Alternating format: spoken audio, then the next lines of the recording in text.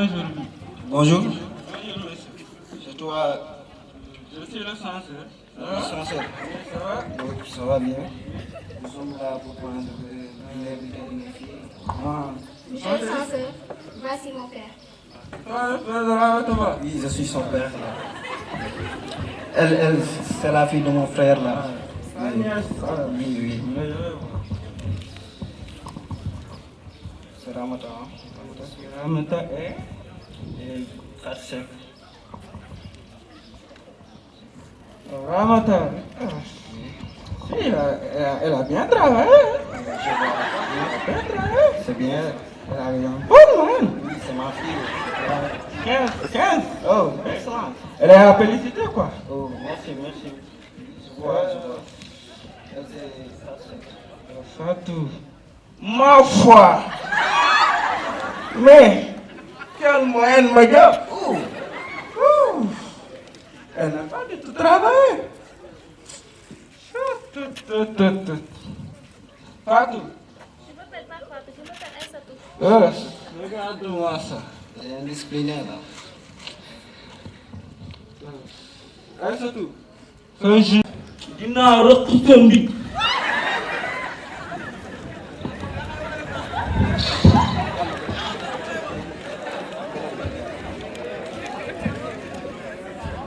Merci, merci.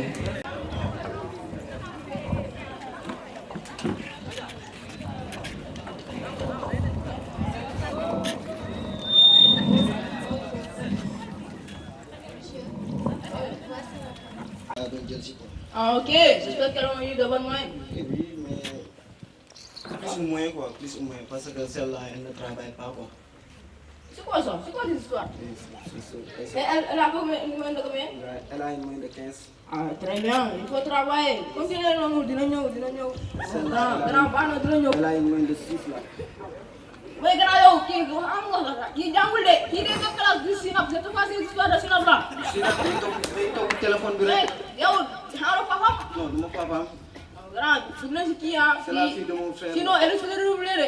Elle risque de redoubler. War sax ñu tax ko ndax si tax na. Je vais essayer de régler cette situation. Je ne laisse pas passer ce truc là. Mais elle a félicité, mais kii moom kii dafa ñaax fay la grand. C'est ma fille, dafa ñaax fay la grand. aussi, c'est ma fille là. Ah, Tu vois. ah oui, ça se voit, ça se voit. Ah, attention, non, rek, ah, dina ñëw. Ok, merci beaucoup. Ah, dama la jàngi ah.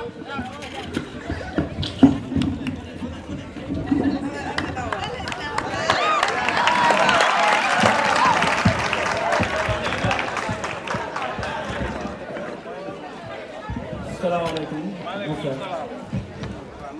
École laa jógee nii tey bi tey laa jëli woon mais elles sont plus ou moins bonnes quoi parce que quelqu'un entre moom jàngul quoi jàngul Sama doom moom jàng rek.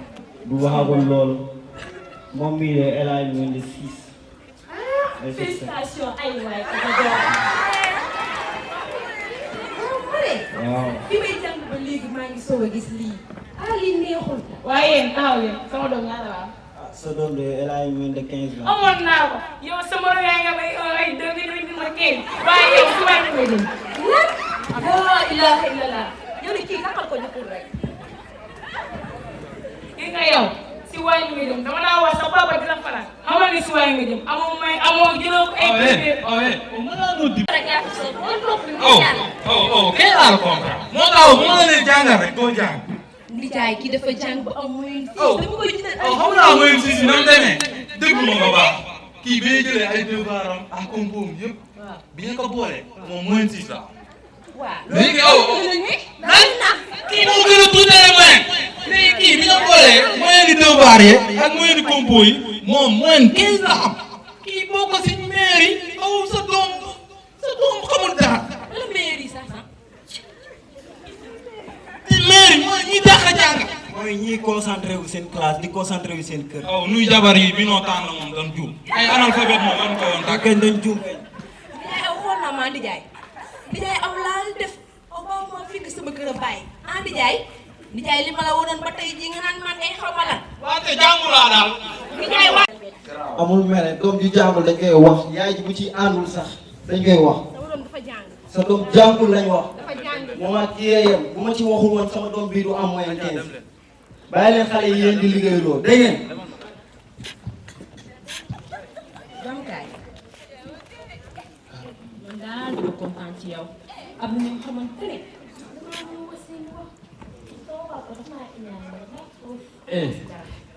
xaaral ma expliqué léegi déglu ma xel. Papa bàyyi ñu. waaw balaa nga ko. wax sax nag oh kii ba nga gisee mu am moyen 6. waaw ndaxte day jàngul. Mosu daal am 6 moto wu zalu. Kaama. Waaw. waaye man maa ngi liggéey di indi yéen a war na bu suuf. dafa métti sax moom nag liggéey bi ñuy wax rek yow lan ngay def xëy tool yi plastique loolu liggéey la di jaay. waaye ci leen a dundee dégg nga. ah li jaay tamit jën bi may jaay sax moo ko gën dem sa wéyum bee moo ko gën. Yow kii yegg si yow sax moo la tane noppi. kon nee na déggee. Oh bàyyi ñu. waaw léegi aw noppi. aw boo ko tulaa waxtaan noppi. léegi aw ba mu neex. léegi aw. bàyyi la nag sa danga comprendre moo tax mu la wax. waaye aw nii xam naa li ma wax ba baax. ok moyen 6 la. waaw moyen si su si am di jaay. moyen 6 maanaam day jëlee ay notes ak lépp boole. ay devoir ak lépp. nga calculer moyen la. maanaam ne boo. kii boo xoolee rang bi mu ngi jël ay 50 yooyu. ay liggéey la su ma di. oh xam naa li ma la wax. maanaam kii moyen am moo gën a tuuti si moyen la. léegi ay comprendre. moo tax ba maa wax sa doom jàmbur rek nekk si WhatsApp bi rek la vocal.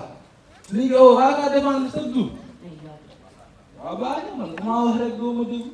ay nijaay xaw ma woon ne 50 la jël. waa xamul nag waa xamul daal la laajte wala wu déglu.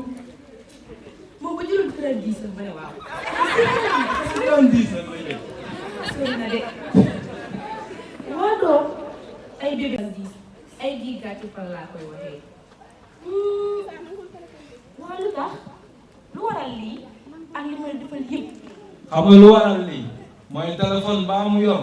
foo nekk naa bi sax xool ka moo ko góor la. loo rek motif la. man maa ngaa def.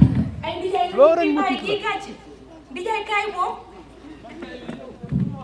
yow nañu waxtaan ndax yow xoolal rek lii xoolal ma lii Kay kii sunu xarit la ñoo bokk classe. xarit vraiment dégg naa sama copain sama xarit fekk na yoo yëngam ay pooka ay bari la ñu ngeen mel Waa du loolu sax. pooka Maanaam pokataan.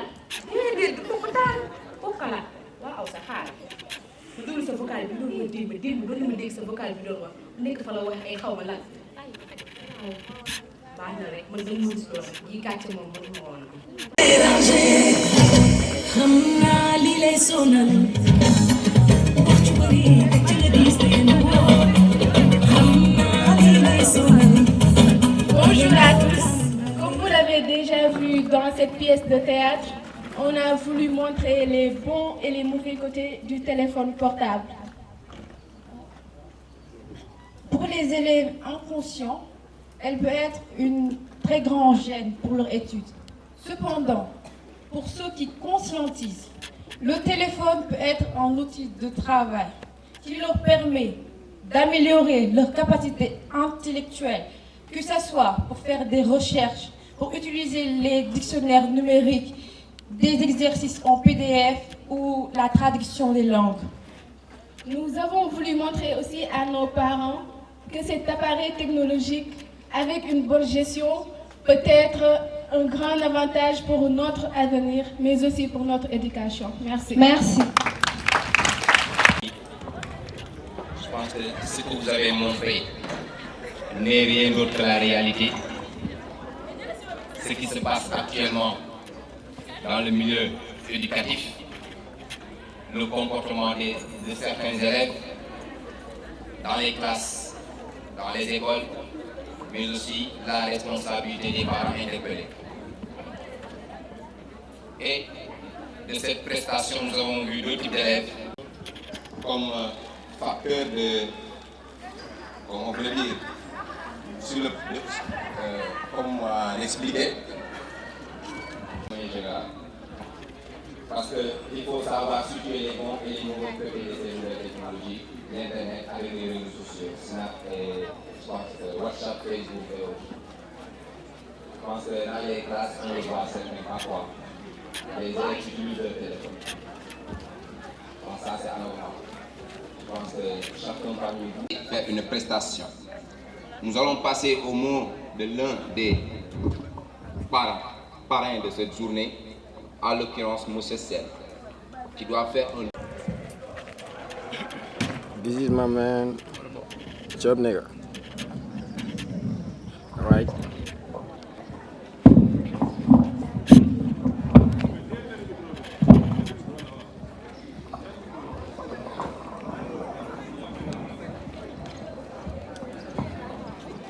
Assalamu alaikum wa rahmatullah, everybody. Ladies and gentlemen, brothers and sisters. So first of all, I'm overwhelmed, because I can see that the level is very high. So give a round of applause to yourselves. Thanks, sir. So for those who know me, I go by the name of Libas Sala, and I'm student in Indian High School in the upper side, and I'm the member of English Club. So today I'm so glad and proud to be here with you to talk about my woman of the world. So I give the floor to my guys. Thank you very much. Thank you.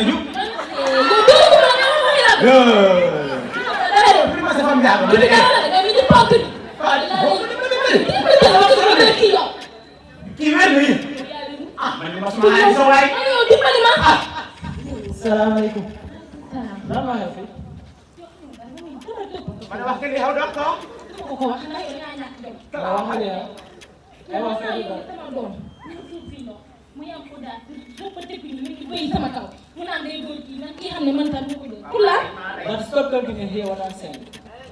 The beat is not for the race, but for human being. If you develop somebody, c'est ça le récolte. And the drugs bring that. Mom, do you know that these waves are killing so many fish in the sea? And they also destroy the homes.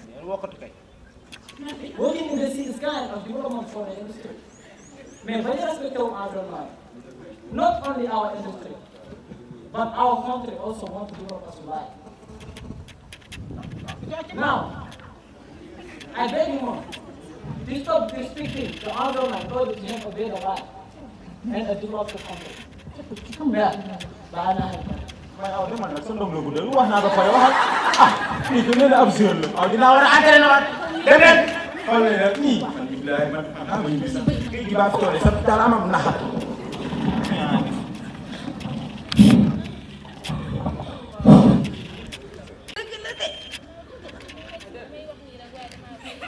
yaay man du raw ma ndax xam naa ni géej gi nii buñ ko polluer ensuite conséquences yi ci ñun lay dal parce que jën yeeg lépp foofu lañ koy jëlee waaye bu yeboo ñu xoolaat ni ñuy traité environnement bi te la prochaine fois nag yaay ñu koy tuur feneen dégg nga. ñu xaar doom yow kañ mën gàtte gii duma ay man nii duma dem ay baax na ni koy dem nii man dama dem jàngi ji dégg ah doom yaa ngi dem bàyyi leen bu ñu ne trip trip rek ngeen joxe seen feuille yi ngeen génn te defoo leen ko dara lu baax toog leen ngeen jël seen temps wax naa la ko nag yàlla nga dagg 30/20.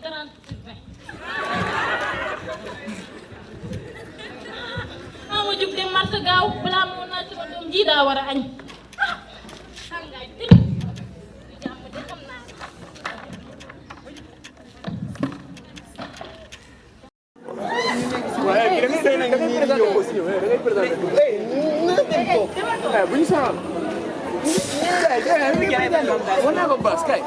C'est bon, monsieur le président. Je pense que vous pouvez venir. C'est l'idée. Pour l'accompagner. Oui, avec un petit peu. Ça va faire du bien. Tout doux, boy. Il est élégant. Il est beau. Il est grand. Il est là, on se le président. Avec ces deux galons là, première dame et deuxième dame. Là, c'est du beau à voir.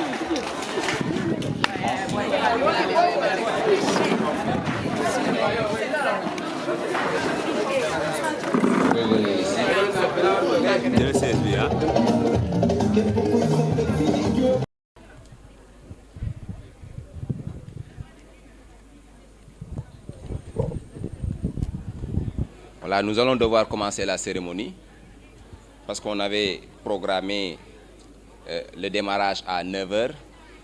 Il est actuellement 14h moins. C'est indépendant de notre volonté.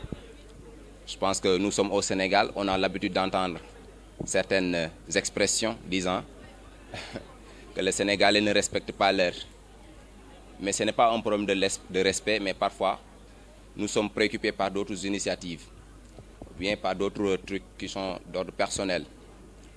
Et je pense que je m'en vais juste vous présenter ce qui constitue le chronogramme de cette journée, marquant la fin de 3 jours d'activité scolaire organisée ici au lycée de Yène.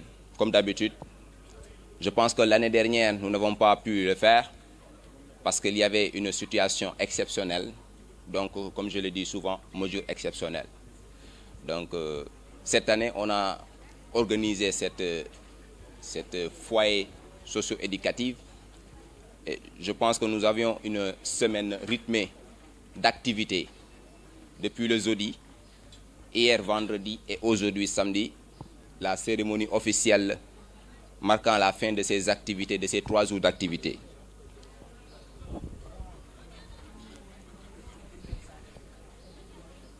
Encore, donne-moi la feuille, s'il vous plaît. Nous avions décidé de commencer la cérémonie à 11h50. D'abord, accueil et mise en place des invités, levée des couleurs, à 12h, mot de bienvenue et discours du proviseur, à 12h30, prestation d'honneur des invités avec des sketchs et poèmes, des chorégraphies de toutes sortes, à savoir des clubs comme le club d'anglais. À 12h45, on avait décidé également jusqu'à 13h d'accorder de donner le micro à M. Sen, qui est le représentant, certes, du parrain d'honneur.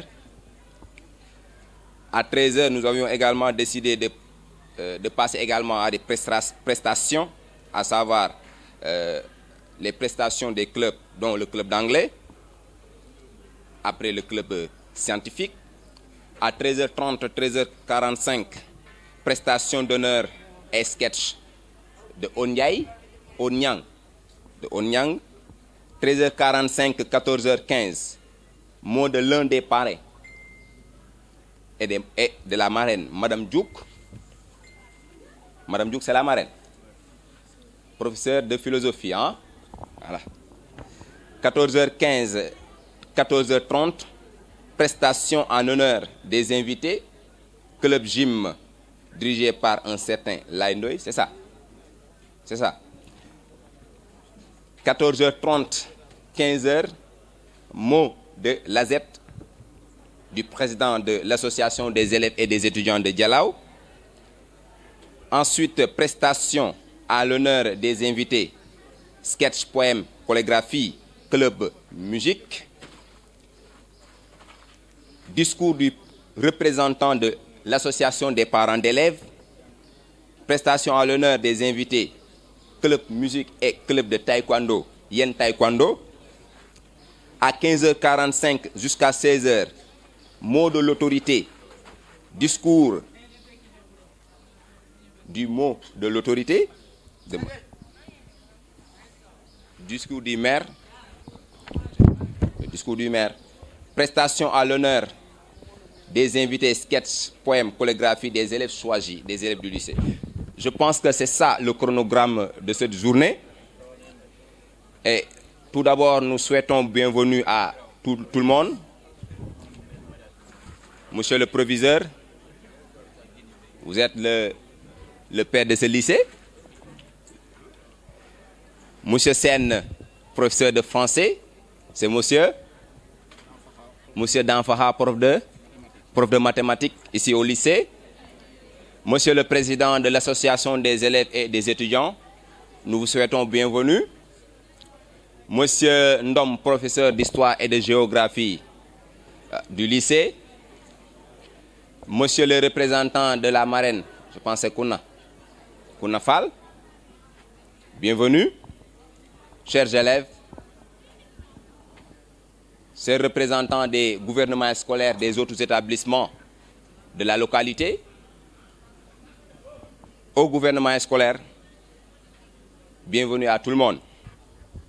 Sans plus tarder, comme d'habitude, nous allons formuler des prières. Je pense que c'est quelque chose qui est nécessaire pour la réussite d'un événement. Et pour cela également, nous allons prier pour des gens qui en réalité étaient là et qui nous ont quittés récemment, à savoir l'élève qui était là, j'ai oublié son nom, c'est Mbey. Comment il s'appelle? Mamadou Diouf. Modou Diouf. Modou et Mamadou, je pense que c'est la même chose. Nous allons prier pour lui. Nous allons également prier pour l'enseignante Madame Mbey et toutes les personnes qui nous ont quittés. Toutes les personnes qui nous ont quittés et les accorder également une minute de silence. Je pense que M. Sen, monsieur le proviseur, je pense que c'est quelqu'un de vous va essayer de nous formuler des prières à la mémoire de ces gens-là qui nous ont quittés. Que leurs âmes reposent en paix.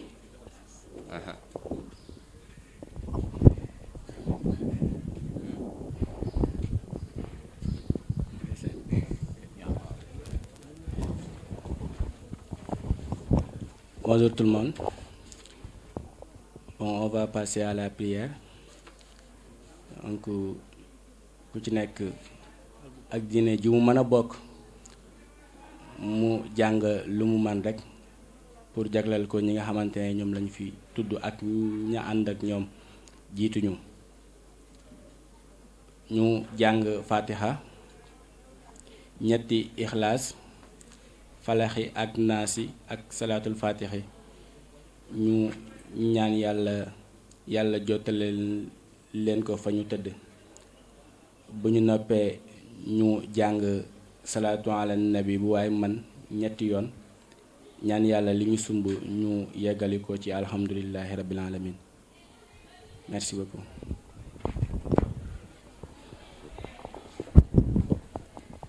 Je pense que mën nañu jàng Fatiha ak ñetti Ixlaas.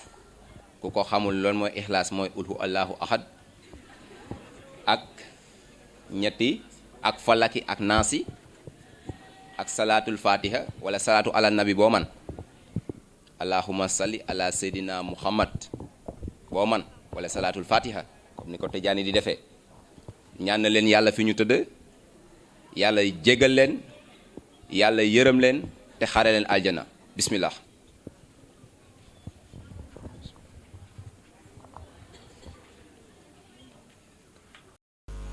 Nous sommes à 6 semaines des examens du baccalauréat. Logiquement, en temps normal, Ces activités se déroulent au mois d'avril et au mois de mai d'habitude. Mais actuellement, nous sommes au mois de juin. C'est toujours comme ça, parfois il y a des imprévus. Situation exceptionnelle, mesure exceptionnelle. Donc, sans plus tarder, nous allons continuer. Et cette fois-ci, nous demandons au club scientifique de se préparer. Est-ce qu'ils sont déjà là? Ils sont où? Le club scientifique. Vous êtes prêts? Est-ce que vous êtes prêts? Donc, préparez-vous, parce que après juste le discours du proviseur, une prestation d'honneur du club d'anglais, je ne sais pas, qu'est-ce que vous allez présenter? Après sera le mot de l'un des parrains. Je pense que les parrains sont les professeurs du lycée. C'est ça, si je ne me trompe pas. Et ici, on a mentionné le nom de Monsieur Sen, prof de français. Je pense qu'il va représenter les parrains. Il fait partie également des parrains. Il y a derrière moi, derrière Monsieur Sen, je veux dire, Monsieur Ndom. À côté de lui, Monsieur Danfaha. Compris? Club scientifique, si vous êtes prêts, on vous attend.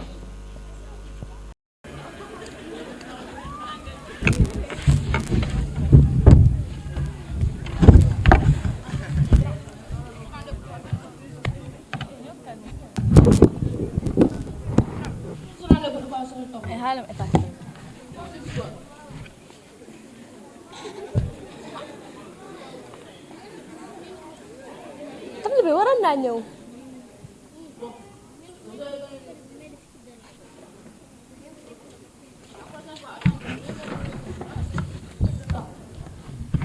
Oui, monsieur. Dama toog.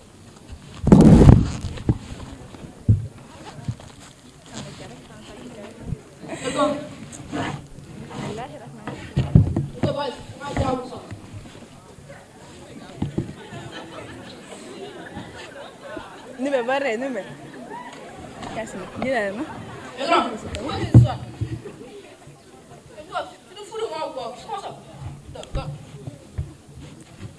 Demande pour vous.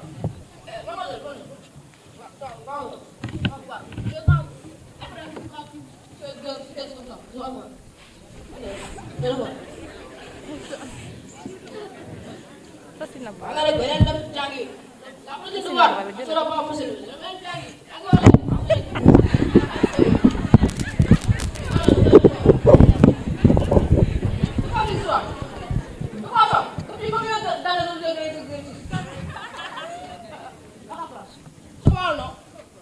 voilà.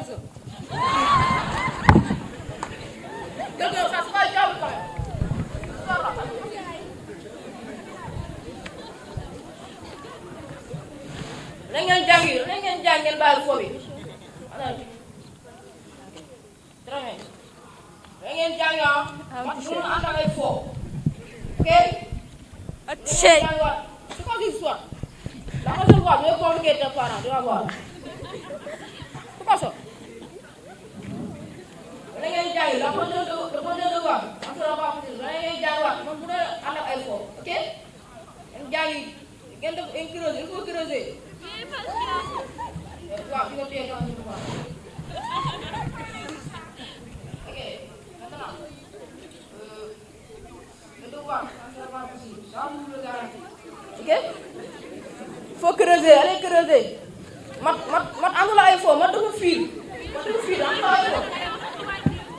Amul ay fo, dafa fiir. Am rek, da ngeen ma dugg bakaaru mag yi rek umé. Ngeen bakaaru mag yi rek. Maintenant, j'ai reçu une information au niveau de l'administration. La remise des bulletins sera faite le samedi prochain. Vous pouvez vous informer vos parents. Toi, tu es un police, toi. Vous allez voir, le projet de voir. Attendez, rek. À la prochaine, vous allez voir.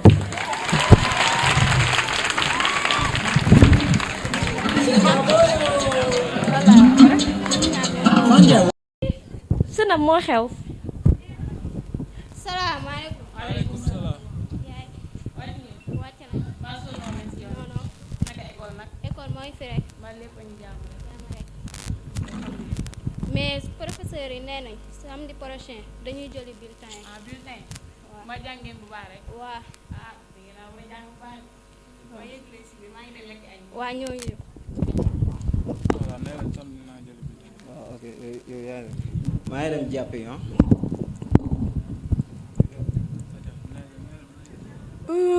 kër gi kenn nekku fi xaaral sax man ma dem seetaani jus magique. tey les changements du destin moo war a am de war naa neex. xaaral ma dem xool ci ko. ban bàyyi ma dem di jaay. yow yaa ngi sa téléphone chaque jour. sa papa bu mu sonal.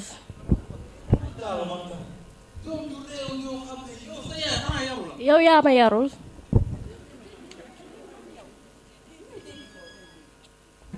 ni nga yaree sa doom bi rek moo fi nekk.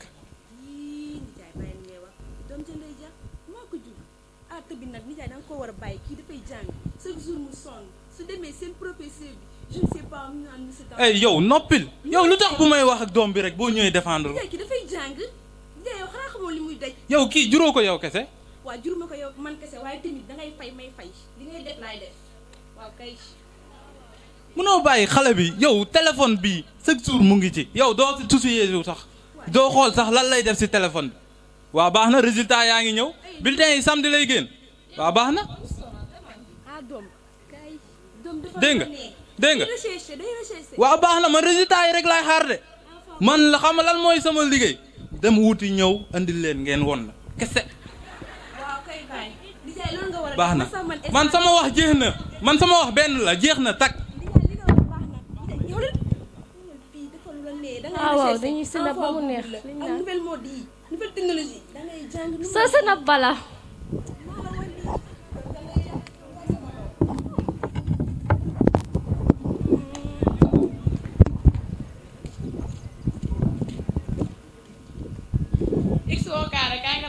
yaay man damay jàng. yow mënoo bàyyi su ma ne la kay nga liggéey ma nga damay jàng. yaay xanaa lu may liggéey lii du jàng. yow xam nga ne lii jàngoo kay nga raxasal ma sama bool yi. yaay bàyyi ba li may wax damay jàng rek nga naan doy. Bonjour ma fille, comment vous allez?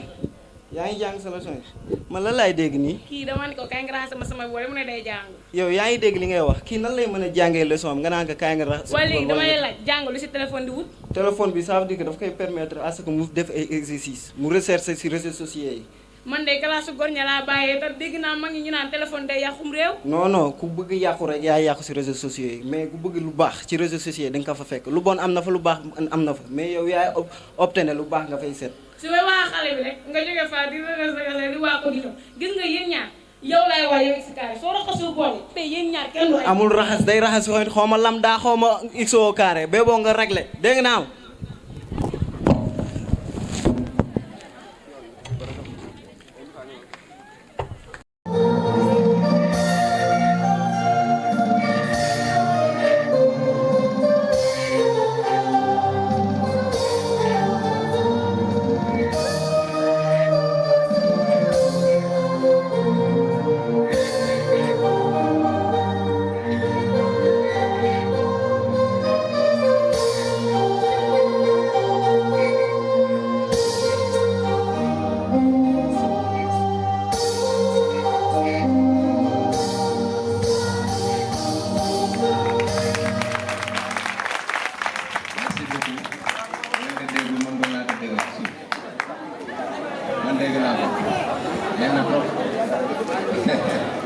Voilà, merci. Je pense que... Derrière, venez vous installer ici, plus particulièrement au gouvernement scolaire. Certains des membres et le reste peuvent se charger des invités. Nous allons donner le micro au proviseur du lycée afin qu'il puisse souhaiter bienvenue à tout le monde. Monsieur le proviseur, à vous le micro. Merci.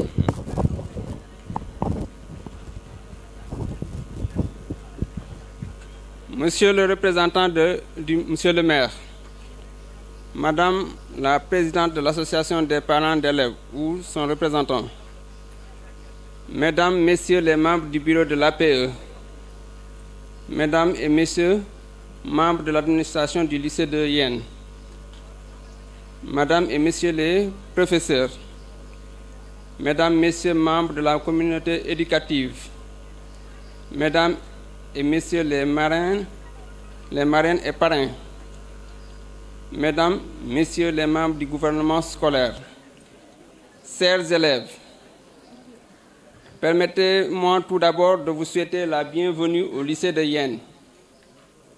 Les activités du FOSCO, qui sont organisées dans notre établissement comme dans tous les lycées du pays, constituent une étape importante dans la vie de l'école.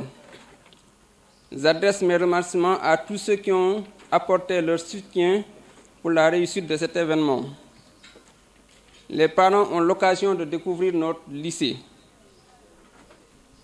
Tout à l'heure, nous allons assister à la prestation de 3 clubs que sont le club scientifique, le club d'anglais et le club de gymnastique. Je tiens à remercier publiquement le travail accompli par les professeurs encadreurs. Malgré leur emploi de temps chargé, ils ont eu le temps de préparer les élèves. Chers invités, nous avons eu cette année le privilège de bénéficier d'une cantine scolaire. Et je tiens à remercier la mairie, le conseil départemental et l'ONG GRD. Je remercie également l'association des parents d'élèves pour le soutien qu'ils apportent à la restauration. Merci Madame Khan et son équipe. Il faut signaler que jusqu'à présent, le nombre d'inscrits est en deçà de ce qu'on attend. Et là, on pense qu'il faut encore sensibiliser les parents pour que davantage d'élèves s'inscrivent. Parce qu'on pense que la restauration est très importante pour la qualité des apprentissages. Chers élèves, je vous rappelle que les compositions des classes de terminale commencent le mardi prochain. Donc, dès ce soir, la fête sera terminée. Je vous demande de reprendre vos cahiers. Cette évaluation qui démarre le mardi est la dernière avant le baccalauréat qui aura lieu 6 semaines plus tard. Je tiens à remercier une fois de plus le corps enseignant, l'administration et membres de la communauté éducative de Yène pour les soutiens apportés à l'organisation de cette activité. Je donne une mention spéciale à la mairie. Soyez les bienvenus une fois de plus et que la fête soit belle. Merci.